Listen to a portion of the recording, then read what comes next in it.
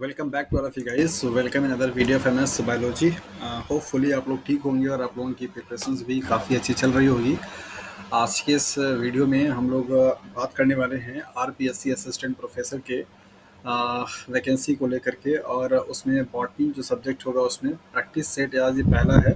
अब एक consecutive videos आएंगे जो कि प्रैक्टिस सीरीज का ही होगा। बॉटनी सब्जेक्ट के जितने भी आपके यूनिट्स एंड टॉपिक्स हैं उनको लेकर के आज के इस वीडियो में हम लोग इकोसिस्टम्स को लेकर के बात करने वाले हैं, और उस इस इकोसिस्टम वाले टॉपिक से जो भी आपके क्वेश्चंस पॉसिबल बनते हैं या बने हुए हैं उनको लेकर के हम लोग यहाँ पे डिस्कस करेंगे। One thing more, video start करने से पहले राजस्थान असिस्टेंट प्रोफेसर का जो पेपर होगा वहाँ पे 3 पेपर होंगे, पेपर 1, पेपर 2 और पेपर 3। 1 एंड 2 जो पेपर होगा आपका सब्जेक्टिव होगा, मतलब आपके सब्जेक्ट से होगा। सपोज अगर आपने बॉटनी से किया हुआ तो ये बॉटनी पेपर का होगा। पेपर जो थर्ड होगा वो आपका क्या होगा, जीके होगा, जो कि राजस्थान का होगा। तो इसको आपने पेपर थर्ड नाम दिया है। तो इस जीके के लिए प्रिपरेशंस करने के लिए एमएस बायोलॉजी की तरफ से आपका एक कोर्स लॉन्च हुआ है, और अगर आप बॉटनी का, जूलॉजी का, बायोटेक्नोलॉजी का किसी का भी फॉर्म आपने अगर फिल किया हुआ है, उसके लिए आपको पेपर थर्ड की तैयारी करनी पड़ेगी। और उसके लिए आप चाहें तो एम एस बायोलॉजी का ऐप डाउनलोड कर से वहाँ से एक कोर्स परचेज आप कर सकते हैं। इसमें आपको बहुत सारी चीज़ें मिल जाती हैं जो कि जीके के लिए ज़रूरी है। चलिए फिर स्टार्ट करते हैं आज की इस वीडियो को। और पहला जो क्वेश्चन है हमारे पास सामने ये है, how are matters and energy used in ecosystem. Ecosystem में एनर्जी और मैटर का किस तरीके से साइक्लिंग होती है, किस तरीके से यूज होता है। तो जैसा कि आपको अच्छे तरीके से पता है कि इकोसिस्टम एक ऐसा पार्ट है जहाँ पे आपके लिविंग और नॉन लिविंग दोनों टाइप के इंडिविजुअल्स पाए जाते हैं, और उनमें आपका एनर्जी का एक फूड चेन होता है जो कि ट्रांसफ़र होता रहता है।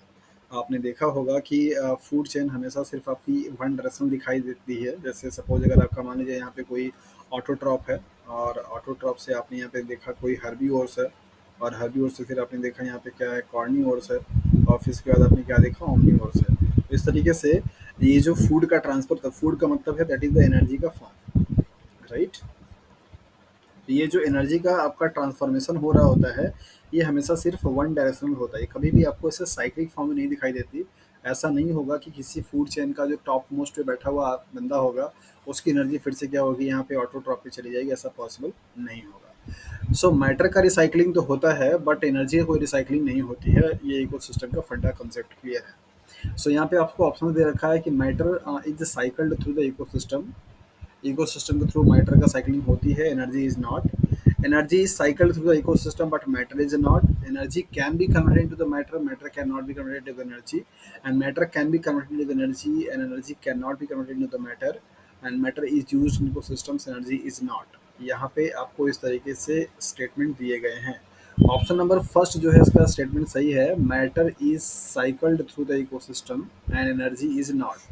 किसी भी इकोसिस्टम में पाए जाने वाले जो आपके वेरियस ऑर्गेनियम्स होते हैं, level of organisms, herbivorous, carnivorous, omnivorous और ऑटोट्रॉप्स, उनमें अगर आप देखेंगे तो मैटर का क्या होता है, रिसाइकलिंग होती रहती है। आपने पढ़ रखे हैं बहुत सारे साइकिल के बारे में। तो मैटर का साइकिलिंग तो होती है बट एनर्जी का नहीं होती। तो उसके हिसाब से आपका ऑप्शन नंबर ए क्या होगा, सही हो जाएगा। क्वेश्चंस को सिर्फ टिक लगाना मतलब कि ये सही है ये ही जानना आपके लिए काफ़ी नहीं है। आपको ये भी जानना है कि बाकी तीनों ऑप्शन आपके क्या हैं, गलत क्यों हैं, और ये स्टेटमेंट आपका सही क्यों है, ये भी आपको पता होते रहना चाहिए। Okay, a cow's herbivorous diet indicate that it is an. आपको बता रहा है कि काऊ का हर्बीवोरस डाइट होना किस बात का इंडिकेटर है। तो आपको अच्छे तरीके से पता है कि किसी भी फूड चेन, इकोसिस्टम के फूड चेन में सबसे पहले क्या होता है, आपका ऑटोट्रॉप्स होते हैं, मतलब कि जो कि मतलब फूड को प्रिपेयर करते हैं, राइट। और इसके बाद आपका क्या होता है यहाँ पे, प्राइमरी जो कंज्यूमर्स होते हैं, तो प्राइमरी जो कंज्यूमर्स होगा उसको आप क्या बोलते हैं, हर्बीवोर्स बोलते हैं। इसके बाद आपका आता है सेकेंडरी कंज्यूमर्स।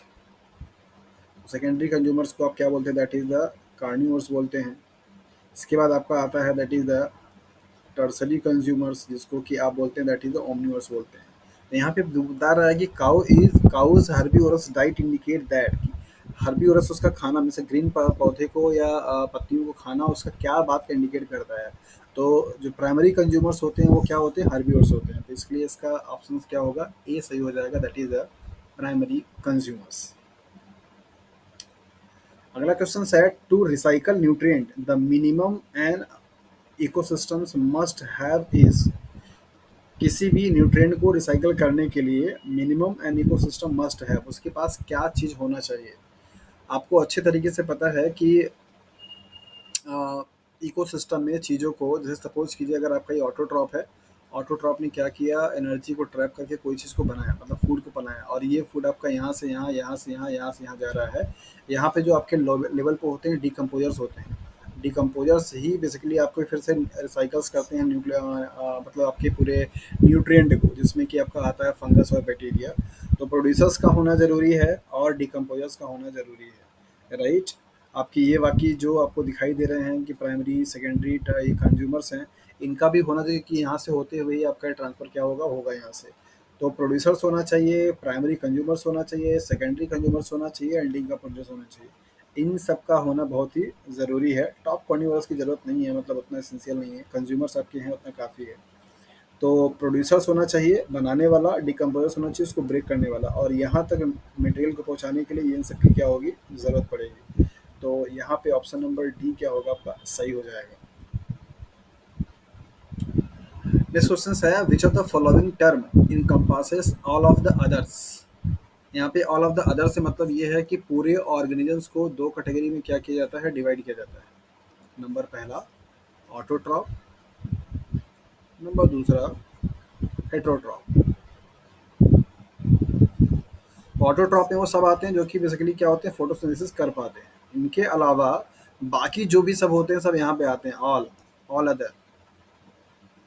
तो पूछ रहा है वही कि विच of the following term encompasses all of the other. Others का मतलब ये हुआ कि ऑटोट्रॉप को छोड़ करके, तो क्या होगा, दैट इज द हेट्रोट्रॉप। चाहे वो आपका फंगस हो, चाहे वो आपका बैक्टीरिया हो, एनिमल हो, बाकी जितने भी ऑर्गेनिम्स हैं जिनके पास ये एबिलिटी नहीं है कि वो फोटोसिंथेसिस कर पाएँ, वो सब किस में आएंगे, दैट इज द हेट्रोट्रॉप्स में आते हैं। हर्बिवोर्स को नहीं हो सकता, कार्निवोर्स नहीं हो सकता, प्राइमरी कार्निवोर्स नहीं हो सकता, क्योंकि इन सबको ये एक एक टाइप के ऑर्गेनिम्स को क्या करते हैं, डिफाइन करते हैं। तो ऑप्शन नंबर ए क्या होगा, सही हो जाएगा। अगला क्वेश्चन है, which of the following are responsible for the conversion of a most organic material into CO2 which can be utilise in primary productions. आपसे पूछा जा रहा है कि वो कौन सा, which of the following are responsible, इसमें से कौन से वो हैं जो कि most of the organic material को कन्वर्ट करते हैं इनटू ऑर्गेनिक, इनटू CO2 में। Most of the organic material into CO2, यहाँ पे आप ध्यान दीजिएगा, CO2 मॉलिक्यूल्स से ऑर्गेनिक मटेरियल को बनाने के लिए क्या चाहिए होगा, ऑटोट्रॉप, क्योंकि वो क्या करेगा, बनाएगा। बट ऑर्गेनिक मटेरियल मतलब फूड जो है उसका जब डिकम्पोजिशन होता है तो क्या बनाता है, आपका CO2 बनाता है। तो ये कौन करेगा, आपका हेट्रोट्रॉप्स करेंगे। कौन करेगा, heterotrophs.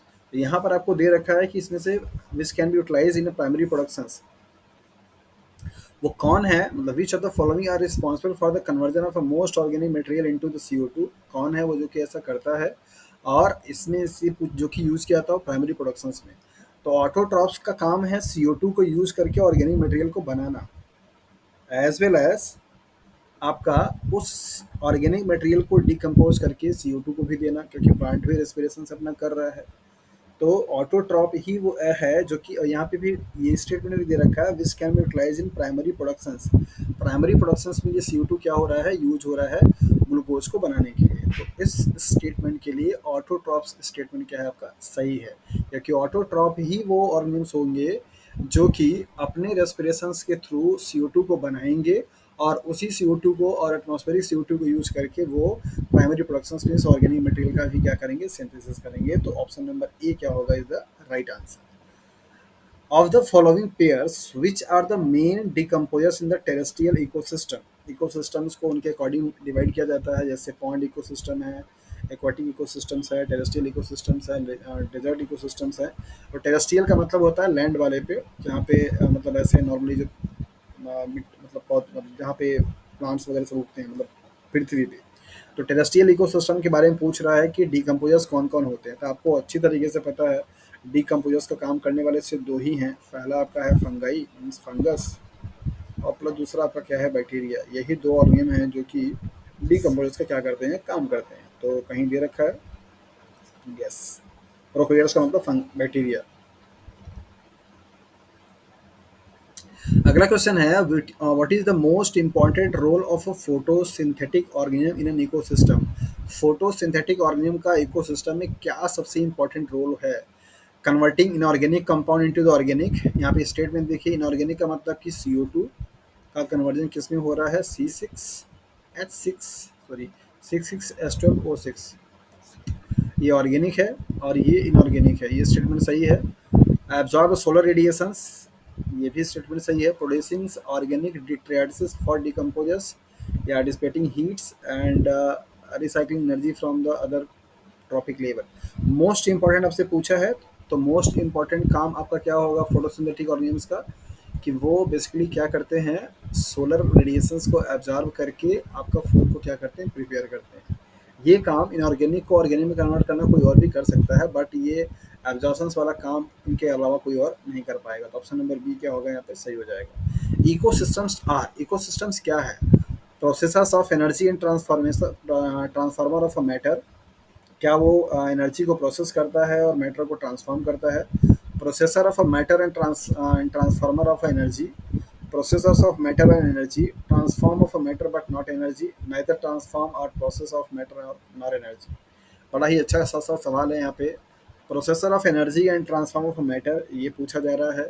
Processor of matter and transform of energy, क्या इकोसिस्टम से, इकोसिस्टम में अगर आप देखेंगे तो जो एनर्जी है वो क्या होती है, ट्रांसफर होती है, और मैटर क्या होता है, प्रोसेस होता है। तो ऑप्शन नंबर बी जो है स्टेटमेंट क्या आपका सही है। प्रोसेसर ऑफ अ मैटर मतलब कि एक जगह से दूसरी जगह पे जा रहा है, और एनर्जी क्या हो रहा है, ट्रांसफॉर्मेशन हो रहा है, ओनली वन डायरेक्शनल से। तो ऑप्शन नंबर बी क्या है, सही है। Which of the following is an examples of an ecosystem? इसमें से कौन सा एग्जाम्पल है इकोसिस्टम का? इकोसिस्टम को आप बोल सकते हैं कि जहाँ पे लिविंग और नॉन लिविंग दोनों चीज़ें रह रही हों। All of the brook trout in a 500 hectares river drainage system. Yeah, the plant, animal, and decomposers that inhabit in a alpine meadow, a pond, and all of the plant and animal species that live in it. The intricate interactions of the various plant and animal species on a savanna during a drought, interactions between all organisms and their physical environment in a tropical rainforest। So, जैसा कि आपको पता है अच्छी तरीके से कि ecosystem को आप बोलते ही क्या है, ऑर्गेनिज्म हो और उनसे इंटरेक्ट करने वाला उनका फिजिकल इन्वायरमेंट हो। तो लिविंग एंड नॉन लिविंग दोनों का जो आपका वो होगा उसको आप बोलते हैं that is the ecosystem. Option number ई क्या होगा, सही हो जाएगा। डियर फ्रेंड्स, अगर आप RPSC असिस्टेंट प्रोफेसर बॉटनी की तैयारी आप कर रहे हैं तो आप उसके लिए GS का जो आपका पेपर है उसके लिए MS बायोलॉजी का जो ऐप है उसको डाउनलोड करके आप उस कोर्स को परचेस कर सकते हैं। होपफुली ये वीडियो आपके प्रिपरेशंस में हेल्प करेगा। बताइएगा कि आपको इसमें से कितने क्वेश्चंस आते थे और क्या आपको इन्फॉर्मेशन नहीं मिली। तब तक के लिए अपना अच्छे से ख्याल रखिए और अच्छे तरीके से स्टडी पर फोकस करते रहिए। आप देख रहे थे MS बायोलॉजी और मैं महेंद्र कुमार। वीडियो अगर आपको पसंद आया हो तो शेयर ज़रूर कर दीजिएगा ताकि और भी बच्चों का भला हो सके। So thank you for watching this video.